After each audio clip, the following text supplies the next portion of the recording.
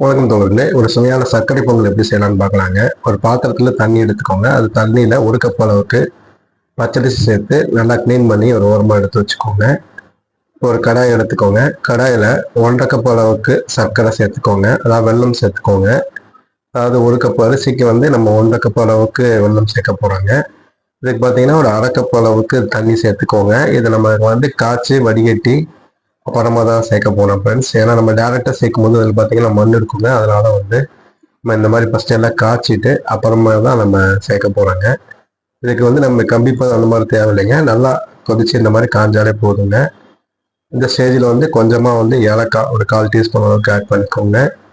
Add பண்ணிவிட்டு இந்த சக்கரை பாவு கடைசியில் ஒரு ஓரமாக எடுத்து வச்சுக்கோங்க. ஒரு குக்கர் எடுத்துக்கோங்க.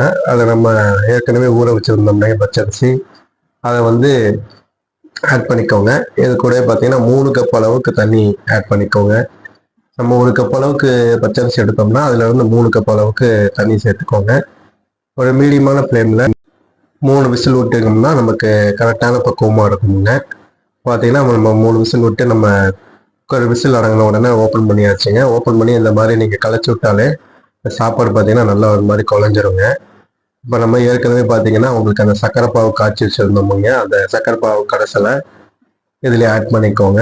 இதுக்கு இது கரெக்டான வெல்லம் அளவாக இருக்குங்க. அதனால் நீங்கள் எல்லாத்தையுமே ஆட் பண்ணிக்கலாங்க. 1 கப்புக்கு 1 1/2 கப்புங்கிறது கரெக்டான அளவாக இருக்குங்க. அதனால் அது ஃபுல்லாகவே ஆட் பண்ணிக்கோங்க. ஆட் பண்ணிவிட்டு ஒரு இதே மாதிரி ஃபுல்லாக அதை கலந்து விடுங்க. அது கொஞ்ச நேரத்துலேயே பார்த்தீங்கன்னா அந்த சக்கரை பாவெல்லாம் அந்த சாப்பாடோடு ஃபுல்லாக அப்சர்வ் பண்ணிடுங்க. அந்த மாதிரி ஃபுல்லாக கலந்து விட்டுக்கோங்க. அது மாதிரி பார்த்தீங்கன்னா அடுத்ததாக முந்திரி திராட்சை நம்ம எப்படி தாளித்து இது கூட ஆட் பண்ண போகிறோங்க. பேனில் ஒரு 1 2 டேபிள் ஸ்பூன் அளவுக்கு நெய் எடுத்துக்கோங்க. நெய் எடுத்துக்கிட்டு நம்ம நெய் மெல்ட் ஆன உடனே இதில் பார்த்தீங்கன்னா முந்திரி திராட்சை ஆட் பண்ண போகிறோங்க. எவ்வளோன்னு பார்த்தீங்கன்னா ஒரு 10 நம்பர் அளவுக்கு முந்திரி பருப்பு உடச்சி வச்சுருக்கிறேங்க. அந்த முந்திரி பருப்பை ஆட் பண்ணிக்கோங்க. லோ ஃப்ளேமில் டு மீடியம் ஃப்ளேமில் குக் பண்ணுங்கள். இதில் பார்த்தீங்கன்னா அடுத்ததாக ஒரு 2 டேபிள் ஸ்பூன் அளவுக்கு ட்ரை கிரேப்ஸ் எடுத்து வச்சுருக்கேங்க, காஞ்சி திராட்சை. அதையும் ஆட் பண்ணிக்கோங்க. இந்த திராட்சை பார்த்தீங்கன்னா இந்த மாதிரி நல்லா ஒரு பபிள்ஸ் மாதிரி வருங்க. அந்த ஸ்டேஜ் வரும்போது நம்ம ஸ்டவ் ஆஃப் பண்ணிடலாங்க. அது அப்போ முந்திரி திராட்சை உங்களுக்கு ஈக்குவலாக ஒரு வறுபட்டு இருக்குங்க.